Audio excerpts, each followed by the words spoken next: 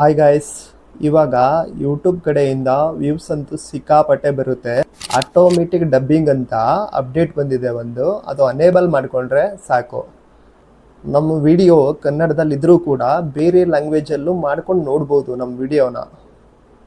ಯಾವ ಥರ ಮಾಡ್ಕೋಬೇಕು, ಅನೇಬಲ್ ಹೇಗೆ ಮಾಡಬೇಕು ನಾನು ಹೇಳ್ಕೊಡ್ತೀನಿ ನಿಮಗೆ. ಸಬ್ಸ್ಕ್ರೈಬ್ ಮಾಡ್ಕೊಳ್ಳಿ. ಗೂಗಲ್ ಕ್ರೋಮಲ್ಲಿ ಯೂಟ್ಯೂಬ್ ಚಾನಲ್ ಓಪನ್ ಮಾಡ್ಕೊಳ್ಳಿ.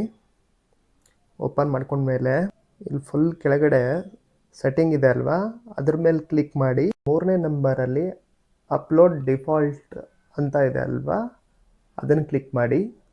ಇಲ್ಲಿ ಅಡ್ವಾನ್ಸ್ ಸೆಟ್ಟಿಂಗ್ ಅಂತ ಇದೆ ಅಲ್ವಾ, ಅದನ್ನು ಕ್ಲಿಕ್ ಮಾಡಿ. ಹಾಗೆ ಡೌನ್ ಬನ್ನಿ.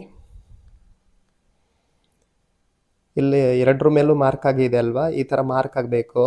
ಆಮೇಲೆ ಇಲ್ಲಿ ಕೆಳಗಡೆ ಇದ್ರ ಮೇಲೂ ಮಾರ್ಕ್ ಆಗಿದೆ ಅಲ್ವಾ, ಈ ಥರ ಮಾರ್ಕ್ ಆಗಬೇಕು.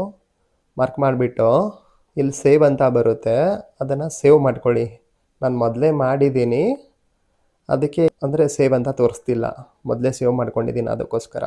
ನೀವು ಸೇವ್ ಅಂತ ಬರುತ್ತೆ, ಅದು ಸೇವ್ ಮಾಡ್ಕೊಳ್ಳಿ. ಅವಾಗ ನಿಮ್ದು ಯಾವುದೇ ಯೂಟ್ಯೂಬಲ್ಲಿ ವೀಡಿಯೋ ಹಾಕಿದ್ರೂ ಬೇರೆ ಬೇರೆ ಲ್ಯಾಂಗ್ವೇಜಲ್ಲಿ ನೋಡ್ಬೋದು.